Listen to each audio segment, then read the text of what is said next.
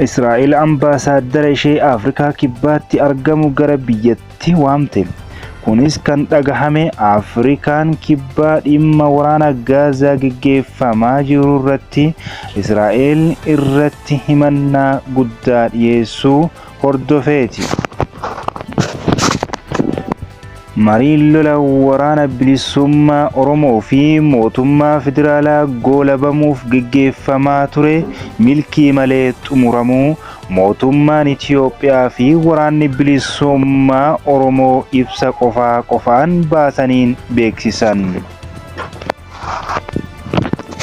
Oduu keenya bal'inaan amma isin biraan geenya. Mata duree gurguddoo lamaan qabadhe kana amma bal'inaan isin biraan kan ga'u ta'a nafaana tura.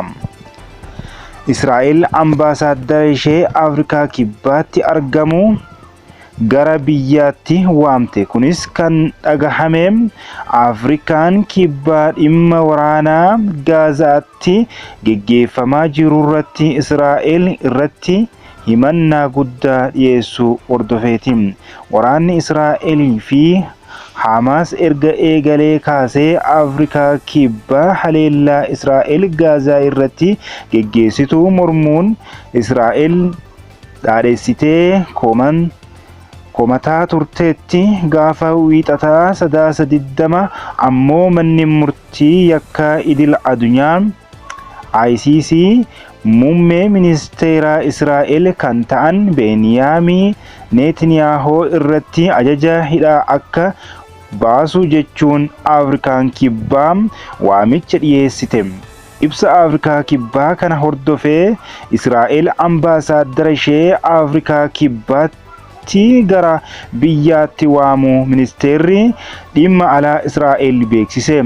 Dubbi himaa ministeera dhimma alaa Israa'el kan ta'an Liyorii Hayati fuul X yookaan Tiwiiterii irratti akka barreessanitti tarkaanfiin Israa'el kun ibsa Afrikaan kibbaa kennite ilaalchiseeti.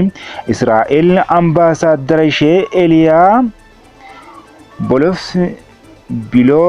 Bilooser Koviskii Afrikaa kibbaatii gara biyyaatti waamuun ishee Afrikaan kibbaa yeroo walgahii biyyoota BRICS karaa onlaayiniin geggeessuuf jirtuttidha.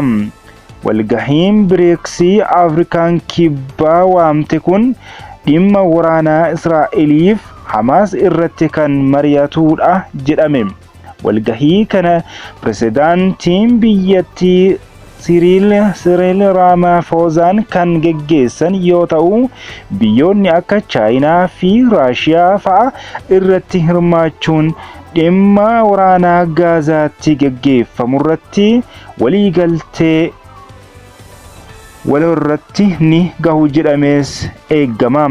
Gama biroon ammoo paarlaamaan Afrikaa kibbaa embaasii Israa'el biyyattii keessa jiru cufuuf walitti dhufeenya dippiloomaasii biyyattiin Israa'el wajjin qabdu guutumatti adda kutuuf dhiisuu irratti har'a 21 sagalee ni kenna jedhamees eegama. Paarlaamaan biyyattii kan murteessu yoo ta'e hanga Israa'el waraana dhaabduu fi murtee dhaabbanni biyyoota gamtoomanii UN kennee hojii irra oolchitutti kan turu ta'a. Waraanni Israa'elii fi Hamaas yookaan Filisxeem gidduutti gaggeeffamaa jiruun hanga ammaa lammiileen Filisxeem 13,000 du'uu ministeerri fayyaa Gaazaa Filisxeem beeksise. Afrikaan kibbaa yeroo dheeraaf kaayyoo uummata Filisxeem kan deeggartu yoo taatu tarkaanfii Israa'el Gaazaa keessatti fudhataa jirtutti hin gammanne. Inumaayyuu hawaasni idil addunyaa Israa'el irratti dhiibbaa garaagaraa akka taasisuuf waamicha dhiyeessaa turte. Biyyattiin sabboontuu fi sirna farra kolonii Awurooppaanotaa kan taate Afrikaan kibbaa yaada kana fakkaatuun yeroo dheeraaf falmaa turteerti.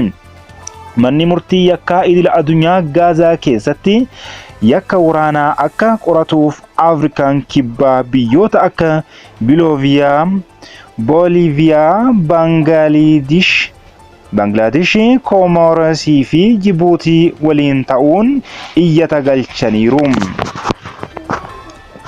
Oduu dhimma marii waraana bilisummaa Oromoo fi mootummaa jidduutti qabadheen amma bal'inaa isin biraan gaham.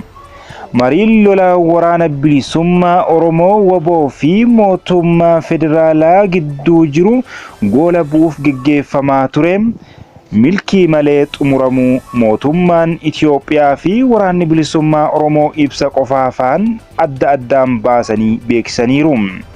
Mariin nagahaa furmaata fida jedhamee hawaasa biratti abdatamaa kun milkaa'uu dhabuu isaatiif tokko isaa kan komachuudhaan qaamoleen lamaan quba walitti qabaniiru.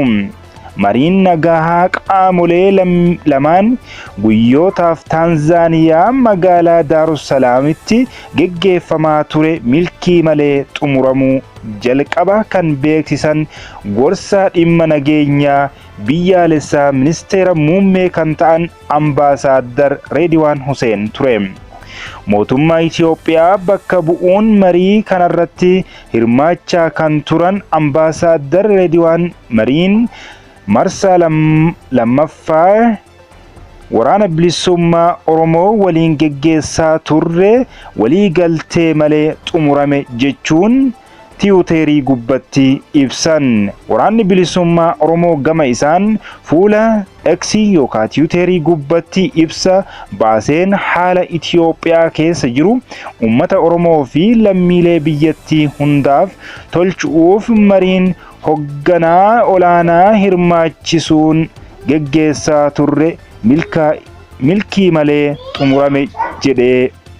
Mootummaan federaalaa lola kutaalee Oromiyaa garii keessatti geggeeffamaa tureen dararaa mudate goolabuu barbaadee ture kan jedhan Ambaasaaddarri Reediwaan mataa jabina qaama isaa kan biraan walii galtee malee xumurame jedhan. Mariin marsaa lammataa kun qondaalota waraana olaanoo qaamolee lamaanii hirmaachisuun torbaan tokko oliif geggeeffamaa ture. Ta'us dhimmootni marii fi dhiyaatan maal akka ta'an dabalatee adeemsa marichaa irratti hanga har'aatti odeeffannoo gahaan hawaasa biraa gahaa hin turre. Adeemsi danqaa uumuu fedhiin dhugoomuu hin dandeenye gareen kan waraana bilisummaa Oromoo qabatee milkaa'ina dhabuu mariiwwan kanaaf sababaadha jedhan Ambaasaadar Reediwaan. Ambaasaadar Reediwaan mootummaan fedhiiwwan jiran simachuu fi ejjannoo isaa jijjiiruun furmaata qaama lamaaniinuu fudhatama argachuu danda'u soqaa ture jedhan. Waraanni bilisummaa Oromoo ammoo marii Zaanzibaarii fi kan Daar Salaam irratti bulchiinsa naannoo Oromiyaa irratti jijjiiramni guddaan akka dhufu wixinee qopheessinee turre jechuun mootummaan wixinee dhiyaate fudhachuu hanqachuu akka sababaatti kaase.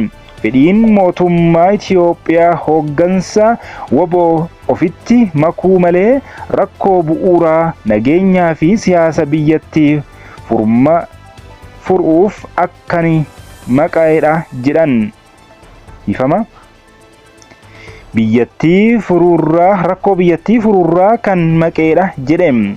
Carraan seena qabeessi kallattii sirriin tarkaanfii guddaa deemsisuu danda'u kun kan fashalee mootummaan Itoophiyaa adeemsa isaa sirreessuu hanqachuun jedha ibsi waraana bilisummaa Oromoo. Mariin kun jaarsummaa dhaabbilee akka Igaadi, biyyoota akka US, Norway fi Keeniyaan geggeeffamaa ture. Ajajaan waliigalaa waraana bilisummaa Oromoo Kumsaa Dirribaa marii kanarratti argamuu isaa dabalatee sababoota adda addaaf mariin alaanaa milkii goolabamaa abdiin jedhu guddaa ture. Ambaasaaddarri Reediwaan ibsa baasan keessatti xumurri marichaa akka eegame ta'uu dhabuutti gaabbuu ibsanii dhaabbilee marii kanaa qindeessaa turaniif biyya maricha keessummeessite galateeffataniiru. Ajajaa olaanaan ABO WBO Marroo Dirribaa Kumsaa Dirribaa Taanzaaniyaatti marii nagaa irra osoo jiranii tibbana marii karaa Zoom bakka bu'oota deeggartoota ABO WBO waliin haasaa godhaniin Oromoon hojiin ajajaan olaanaa ABO WBO waliin haasaan godhaniin Oromoon hojiin ijaaramuu qaba yaada jedhu dubbatanii ture. Waa'ee marii nagaa gaggeessaa jiranii ifatti kan hin dubbanne Jaalmarroon waan amma deemaa jiru kana sana jechuu hin barbaadu. Naamusa isaas miti waan taheef garuu qormaata guddatu fuuldura keenya jira kana beekaa jedhee ture. Mootummaan Itiyoophiyaa fi waraanni bilisummaa Oromoo lola kutaalee Oromiyaa adda addaa keessa waggoota 4f geggeessaa jiranitti xumura gochuuf yeroo jalqabaaf marii kallattiif kan wal argan ji'a 6 dura ture. Mariin jalqabaa odola Zanzibaaritti geggeessan wal hubannaa uumuuf marii dabalataaf haala mijeessuun goolabamus qaamoleen lamaan ibsanii turan. Oduun keenya har'aaf qabanne kanuma. Waan nu faana turtaniif galatoomaa. Toora chaanaal YouTube chaanaalii keenyaa subscribe, share, like gochuu hin dagatinaa.